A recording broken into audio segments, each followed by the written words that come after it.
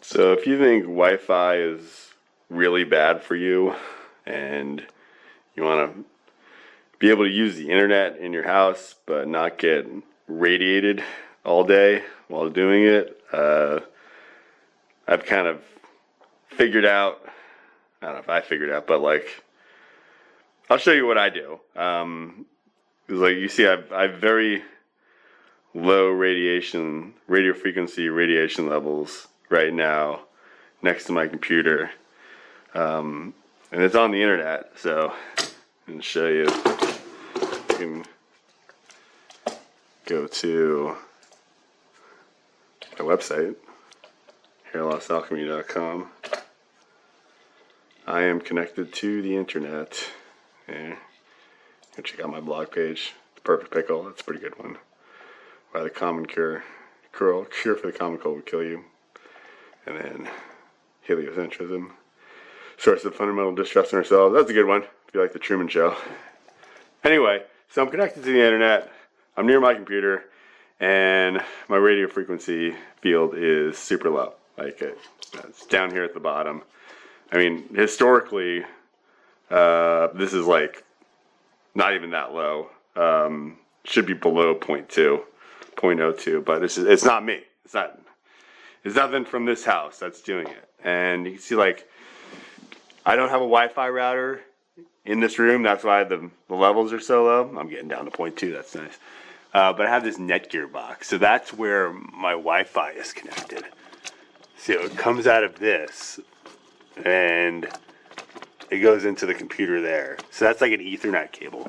And I used to run Ethernet cables because I've known about this radio frequency crap for a while, and I've felt the negative effects of it. I know this is a hair loss channel, but like, and this is not going to like grow your hair back, not being around Wi-Fi, but it's going to scramble your brain, and you're not going to figure out how to reverse your hair loss, do anything about it if your brain doesn't work from being fried by Wi-Fi, because that's what I think. That's what I think it does. Disrupts your bodily functions, which includes your neurological functions. So electricity. We're all electric beings, and if you run into a high-powered electrical field, like that's going to cause problems. It's going to cause disruptions in your bioelectric field. That's my that's what I think of it. Anyway, that's my perspective. So anyway, yeah, this box here, what it does is it connects to the Wi-Fi router, which is not in the stream, it's in the garage. I'll show you that. And it doesn't emit any Wi-Fi of its own. And I used to run Ethernet cables like all the way through the house, like 60-foot, 100-foot Ethernet cables. So I could have like the Wi-Fi, like in some other room that I'm not near. But like then you're running 60-foot, 100-foot blue cables throughout the house. Doesn't look that great, and you're tripping over them. And I got an infant, and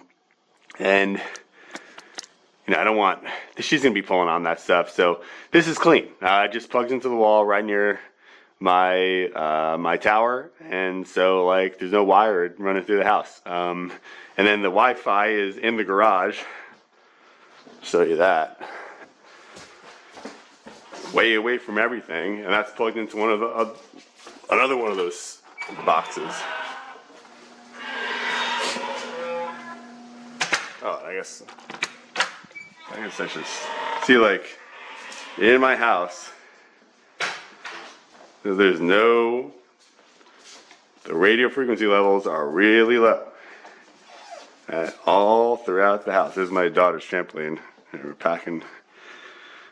And that's why I don't want to I have an infant daughter and I have a pregnant wife, and I'm thinking that it's not good for them to be going through their developmental years and developing as a fetus in a high radio frequency radiation environment. So for that reason, take measures to reduce the amount of radiation that I have in the house. So you can see it's getting a little higher. As I get towards the garage, now it's bumped up a little bit. Yep, so here's where the Wi-Fi is. And this is still like relatively low. Like it's like warning levels. Like I don't want to be around this but I'm hardly ever in the garage. So it's going up and up and up and up. There we go. There's the Wi-Fi router. And I got tin foil around it to create kind of a Faraday cage so that reduces the, so I gotta itch my ear. Reduces the strength of the field. See, if I take this off, got a box. So I took a post office box and I wrapped it in aluminum foil to Faraday cage it. So that creates a, you see it's a lot higher now. It's off the charts right now. But when you put metal around it, and this is like this is the jankiest, cheapest construction you can do to reduce Wi-Fi, the strength of the Wi-Fi field in your house. But it's effective. See, it went from over 10 to 1.9. I mean, still, this is not good, but, or that 2.6. It's still not good, but it cut it by a fifth, or over a fifth. Cut the strength by over a fifth. So, even though it's in the garage, like, it's still, yeah, I'm still more comfortable putting the aluminum foil over it and keeping the levels low even in the garage, even though I don't really come in here very often. So yeah, that's what I do. So see, the Wi-Fi is plugged into one of these boxes again. I didn't know about this stuff, but until we moved into this house and the Comcast guy, we were like trying to figure out how to set up Wi-Fi and where to put it, and he like installed these. And I didn't know these things existed, but these are great. And you can get them on Amazon. I'll affiliate link that because this is a free video. I got to make money somehow. But you can use that link. You don't have to use that link. Whatever. Like I'm gonna get like 20 cents if you buy one of these. It's not that much. Anyway, that's what I do. Oh, and this sucker. If you want to get one of these are expensive. Those things are like $40, and it's well worth the purchase, in my opinion. No Wi-Fi in your house. You put your Wi-Fi out in the garage. Radiating, you're not going to feel the radiation all the way across the house, especially if you cheaply Faraday cage it like I did.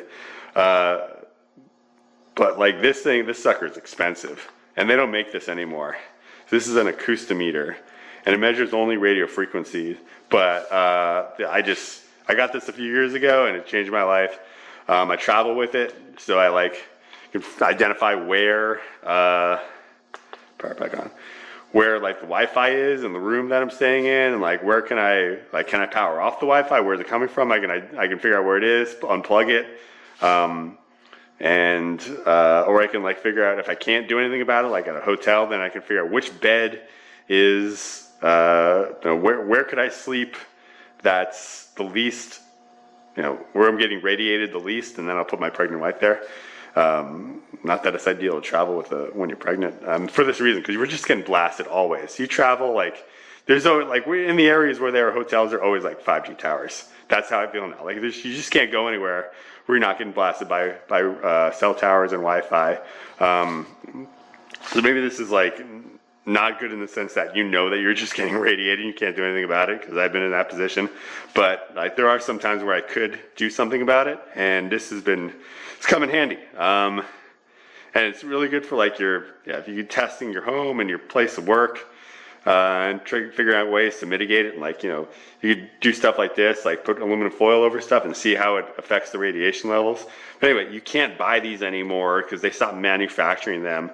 But I found something. I've never used this, but I found something on Amazon that's looks like it's the same thing and it's around the same price. And I'll put a link to that, but I can't vouch for it. I don't know if it's that good. But it's it just looks like this exact same thing, but just a different manufacturer. So buyer beware. Can't recommend it, but to measure radio frequency radiation, you have to get something that only measures radio frequency. I guess that seems to be the case. When I researched this, what meters to buy years ago, this was That was it. Like there are some that measure all three types. There's electric, magnetic, and radio frequency. But like the ones that do all three aren't that good at radio frequency. So you have to get like a separate radio frequency one. Anyway, I thought that was interesting. This video's gone long enough. So that's it. If you want more information on how to mitigate Wi-Fi, I guess that's mostly it, but I have some other stuff on my website if you want to check that out on the etheric body page, hairlossalchemy.com. Got a lot of stuff there. It's like comprehensive. I mean, it's on the surface it's about hair loss, but it's about everything. It's just about all the ways we've been deceived, all the ways we're being poisoned.